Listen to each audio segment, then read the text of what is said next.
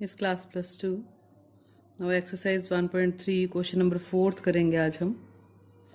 ये invertible functions के questions पे डिपेंड है ये सारे, ठीक है। इन्वर्टिबल एफ एक्स दिया हुआ आपको 4x + 3 upon 6x - 4 x is not equal to 2/3, ठीक है। शो करना है कि f of F X is equal to क्या है, x है, for all x not equal to 2/3, और इनवर्स भी बताना हमने इसका f का क्या होगा, ठीक है।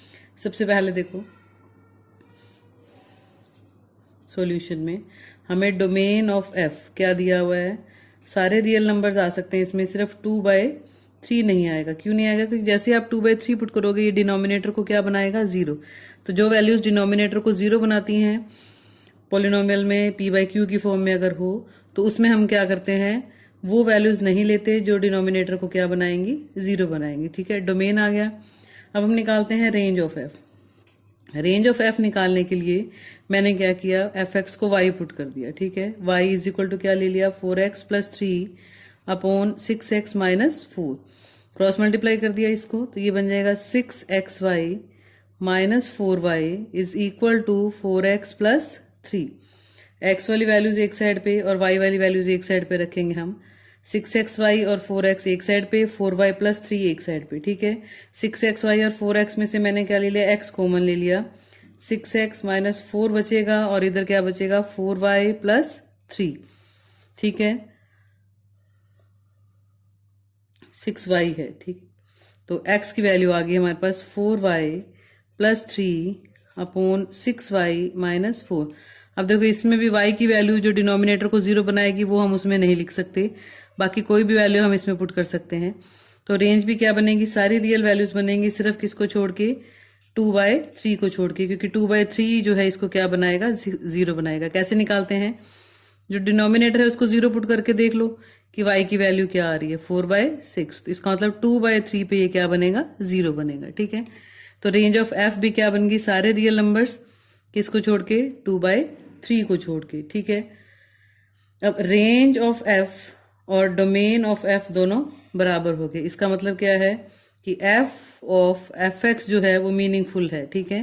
क्योंकि हम इससे पहले भी हमने फॉग और गॉफ हम जब निकालते हैं तो उसमें भी हम चेक करते हैं कि ये डिफाइन है या नहीं है, ठीक है। डिफाइन होता है तभी हम आगे जाते हैं। एफ ओ एफ एक्स क्या है, मीनिंगफुल है, एफ ऑफ एफ एक्स। और एफ ओ एफ का डोमेन क्या बनेगा, वही बनेगा जो फंक्शन एफ का डोमेन है। एफ ऑफ एफ एक्स क्या लिखते हैं इसको, एफ ऑफ एफ एक्स। इसका मतलब इस फंक्शन एफ में जहां जहां एक्स है वहां क्या रिप्लेस हो जाएगा, एफ एक्स रिप्लेस हो जाएगा। सेकंड पार्ट कर रहे हैं हम एफ ऑफ एफ एक्स निकालने के लिए। तो जो ये फंक्शन है हमारे पास, इसमें जहां जहां भी एक्स है वहां क्या रिप्लेस कर दूंगी मैं, F x + 3 upon 6 into F x - 4, और एफ एक्स का मान दोबारा फिर भर दो। एफ एक्स की वैल्यू क्या है, 4x + 3 अपॉन 6x - 4, तो क्या बनेगा देखो, ये 4 इंटू एफ एक्स की वैल्यू पुट कर रही हूं मैं, 4x + 3 6x - 4 + 3। ऐसे ही डिनोमिनेटर में 6 इंटू एफ एक्स की वैल्यू क्या लिखेंगे, 4x + 3 अपॉन 6x - 4 और -4।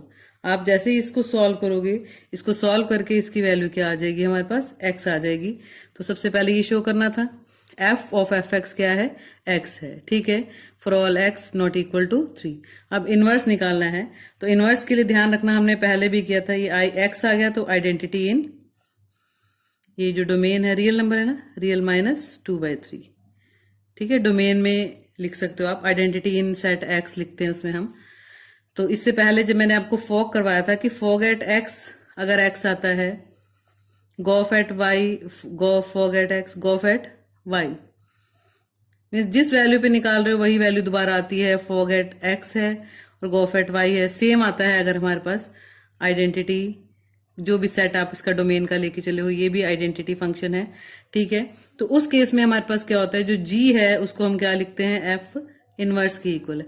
अब हमारे पास f ऑफ एफ एक्स क्या आ गई, इसकी वैल्यू x आ गई, मीन्स आइडेंटिटी एलिमेंट आ गया हमारे पास। किसका आइडेंटिटी एलिमेंट आया है, r - 2/3, ठीक है। तो इसका मतलब क्या है कि जो f है वो किसके इक्वल हो जाएगा, f इनवर्स के इक्वल हो जाएगा। तो एफ इनवर्स एक्स क्या आ जाएगा हमारे पास, वही आएगा जो फंक्शन एफ है। तो एफ इनवर्स एक्स की वैल्यू भी क्या हो जाएगी, 4x + 3 अपॉन 6x माइनस 4। ये किसकी वैल्यू आ गई हमारे पास, एफ इनवर्स एक्स की वैल्यू आ गई। ठीक है, अब करते हैं हम क्वेश्चन नंबर 5।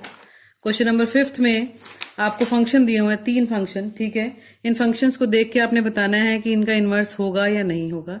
ध्यान रखना, इन्वर्टिबल फंक्शंस के लिए कंडीशन है कि फंक्शन 1 1 और ऑन टू होना चाहिए।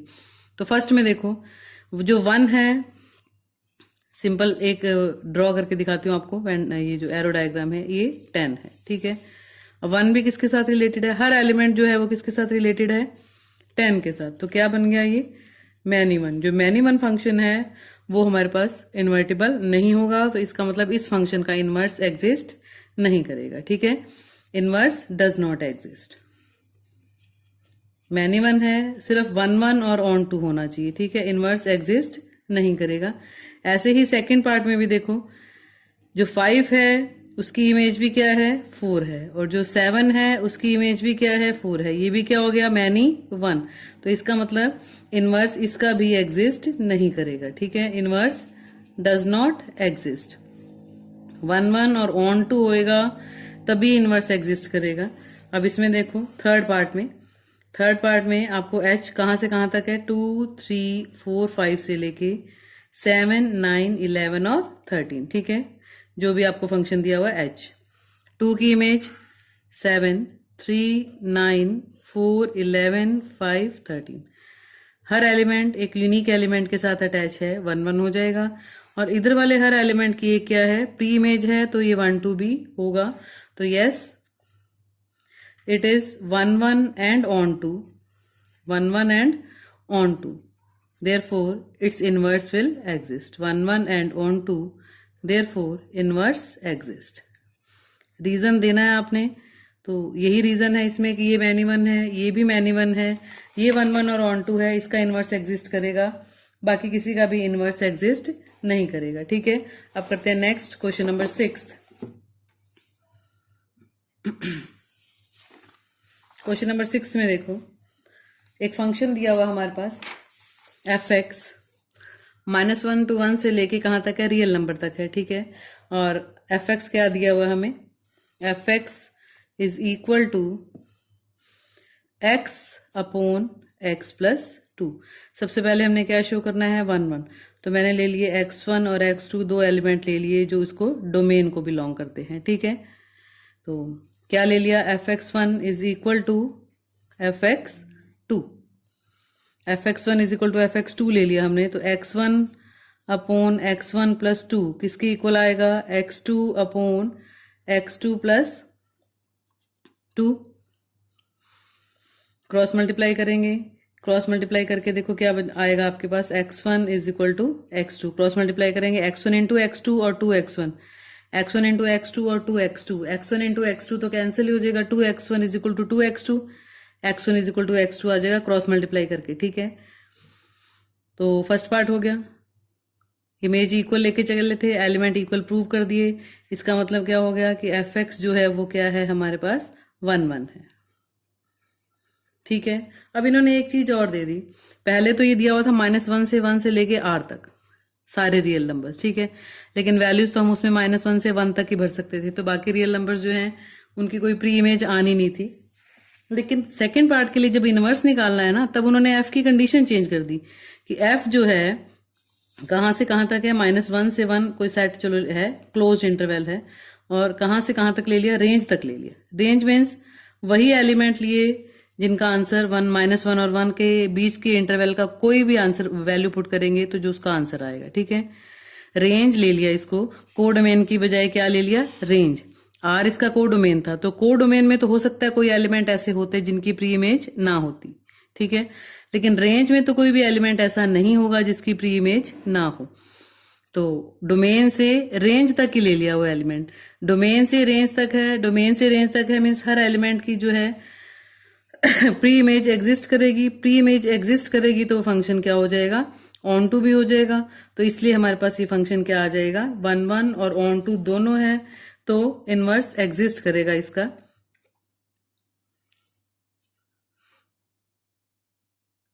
तो जब भी इन्वर्स निकालना हो, ये 1 1 और ऑन टू भी हो गया। आप लिखोगे कि every element of range has a preimage in the domain, therefore this function is onto. 1 1 prove कर दिया था, ऑन टू भी हो गया। अगर ऑन टू है, 1 1 है, तो इसका मतलब एफ इनवर्स जो है वो एग्जिस्ट करेगा। ठीक है, एफ इनवर्स एक्स एग्जिस्ट करेगा। तो इनवर्स कैसे निकालते हैं? F X is equal to Y put करते हैं। वाई इज इक्वल टू क्या हो जाएगा? X upon X plus 2। Cross multiply करेंगे आप इसको, X Y plus 2y is equal to X. X इधर शिफ्ट कर दो, X Y minus X is equal to minus 2y। X common ले लिया, y minus 1 is equal to minus 2y। x की value क्या आ जाएगी? 2y अपॉन y माइनस 1, या माइनस कॉमन लेके आप इसको ऐसे भी लिख सकते हो, 2y अपॉन 1 माइनस y। तो अगर इनवर्स एग्जिस्ट करता है तो हम लिखते हैं ना, F inverse X is equal, F X is equal to Y है, तो x इज इक्वल टू क्या होता है हमारे पास? F inverse y। और x की वैल्यू क्या आई है? 2y upon 1 minus Y. इसका मतलब F inverse y is equal to क्या है हमारे पास? 2y upon 1 minus Y. आप वेरिएबल चाहो तो चेंज कर सकते हो, कोई फर्क नहीं पड़ता। तो एफ इनवर्स x निकाल सकते हो, क्या बन जाएगा? F inverse x is equal to 2x upon 1 minus x। ठीक है,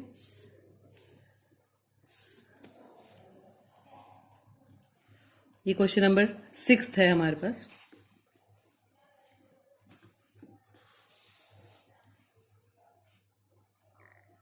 उसके बाद देखो नेक्स्ट क्वेश्चन नंबर 7। ये फंक्शन गिवन है आपको, F X is equal to 4x plus 3। आपने शो करना है कि एफ इन्वर्टिबल है। तो मैंने इन्वर्टिबल के लिए आपको बताया कि फंक्शन जो है वो 1 1 और ऑन टू होना चाहिए। ठीक है, 1 1 और ऑन टू के अलावा एक और मेथड भी है, वो मेथड इससे ज्यादा इजी है।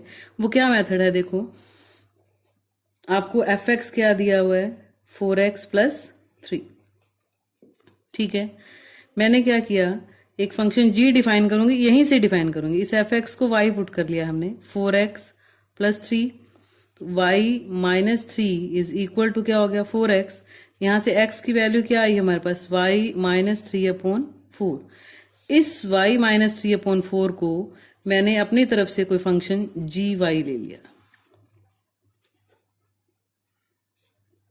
ठीक है, real number to real number ही रहेगा ये भी क्योंकि ये R टू R है, तो ये भी क्या होगा? R to R। जैसे ये अगर A टू B लेते हैं ना, तो G अगर F A टू B है, तो G हम अपनी तरफ से डिफाइन करते हैं कि ये B से A है।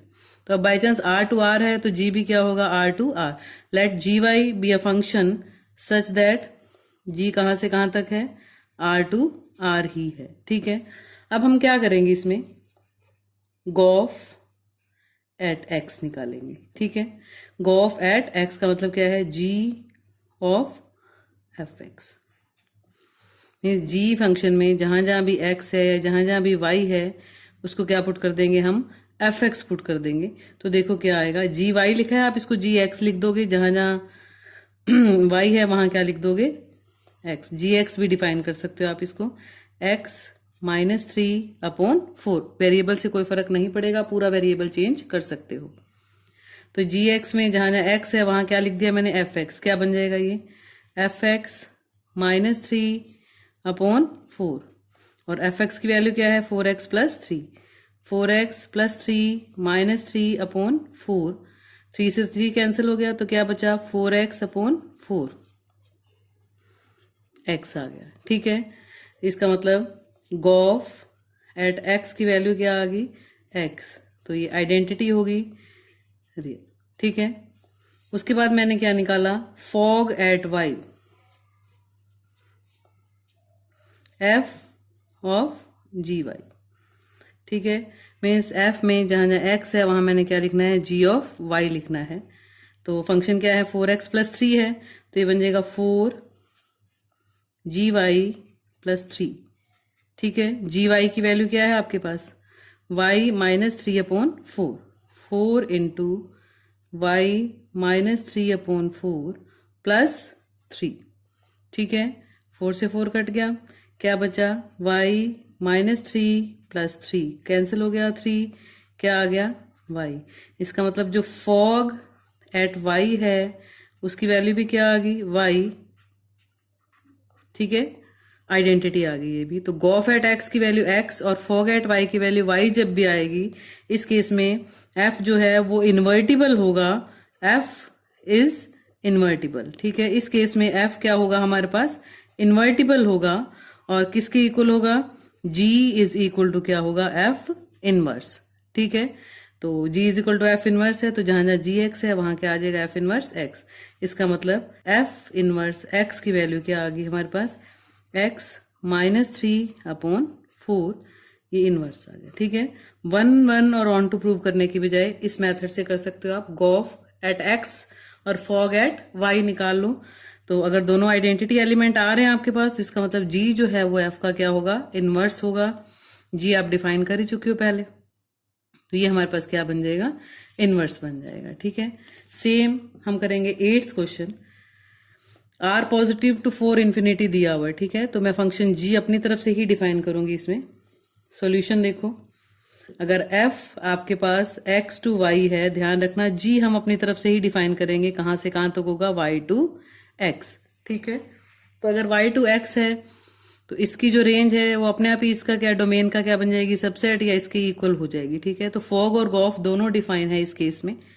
अब सबसे पहले एफ एक्स क्या दिया हुआ है मेरे को, X square plus 4, Y put करूंगी इसको, क्योंकि मैंने यहां से एक फंक्शन g निकालना है। ठीक है, तो X square is equal to क्या हो जाएगा, y -4, और x की वैल्यू क्या आ गई, √y -4।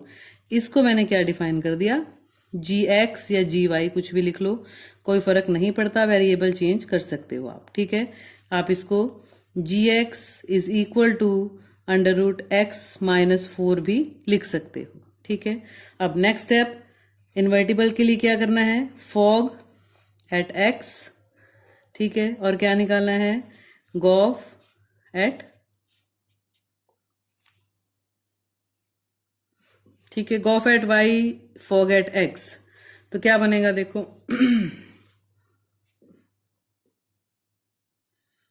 फॉग y पे और गॉफ x पे। ठीक है, क्योंकि x से लेते हैं ना हम, तो इसके डोमेन का element x, fog at y निकालते हैं सबसे पहले, तो f ऑफ gy। ठीक है, तो फंक्शन में f में जहां जहां x है वहां क्या पुट हो जाएगा, gy। क्या है फंक्शन f हमारे पास, x स्क्वायर प्लस 4 gy, ये बन जाएगा gy स्क्वायर प्लस 4, और gy फंक्शन आपके पास क्या है, √y -4। इसका मतलब √y -4 का स्क्वायर प्लस 4। तो y -4 का स्क्वायर करोगे तो क्या आ जाएगा, y -4 प्लस का 4, 4 से 4 कैंसिल होके क्या बन जाएगा, ये y। तो इसकी आगे आइडेंटिटी हमारे पास किसकी आइडेंटिटी आई है, ये r प्लस की, ध्यान रखना। ठीक है,